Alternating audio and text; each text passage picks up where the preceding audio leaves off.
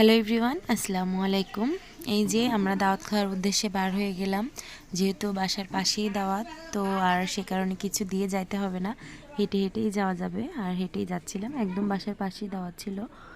ওই যে সামনে ওয়াজিদ ছিল, আর এখানে ওয়ালিদ বারবার দাঁড়িয়ে পড়ছিল। এই যে এখানে ব্রেক নিয়ে নিল ওয়ালিদ, বলছিল ওই দিকে কি আম্মু, ওখানে ওটা আসলে নদীর ঘাট, মানে নৌকা আসে ওখানে, এই ঘাট থেকে ওই ঘাটে নিয়ে যায়। তো এটাই দাঁড়িয়ে দাঁড়িয়ে ওয়ালিদ দেখছিল। আর তারপরে আমরা খাওয়া দাওয়া শেষ করার পরে ওরা দুই ভাই বাসায় চলে গিয়েছিল, আর আমি আর আপনাদের ভাইয়া একটু সামনে হাঁটতে গিয়েছিলাম। দেখেন সামনে হাঁটতে হাঁটতে আমি কত দূর এগিয়ে গিয়েছি। আজকের ওয়েদারটা কিন্তু অনেক ভালো ছিল, একদম রোদ ছিল না আকাশে, তো এই কারণে হাঁটতে অনেক ভালো লাগছিল।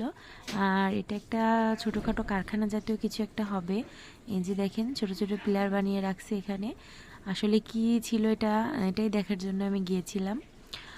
আর যেহেতু দাওয়াত খেয়েছি দুপুরবেলা কোনো রান্না বান্না করিনি, তো রাতের বেলা তো রান্না বান্না করতেই হবে। তো কী রান্নাবো ভাবতে ভাবতে একদমই হালকা পাতলাভাবে রান্না করলাম। ভাতের সাথে আলু সিদ্ধ দিয়ে দিয়েছি, এই যে আলু, আর ডাল রান্না করব ধনিয়ার পাতা দিয়ে, আলু ভর্তা ডাল, এই ছিল আজকে রাত্রের খাবারে। একদম হালকাভাবেই রাত্রের খাবারটা খেলাম। এখানে আমি ডালটাও মাখায় বসিয়ে দিয়েছি, আর ধনেপাতাটাও আমি ধুয়ে পরিষ্কার করে রাখছি। আর এই দেখেন আমি ভাতের মধ্যে কিন্তু আলুটা দিয়ে দিয়েছি যাতে অনেক তাড়াতাড়ি হয়ে যায়।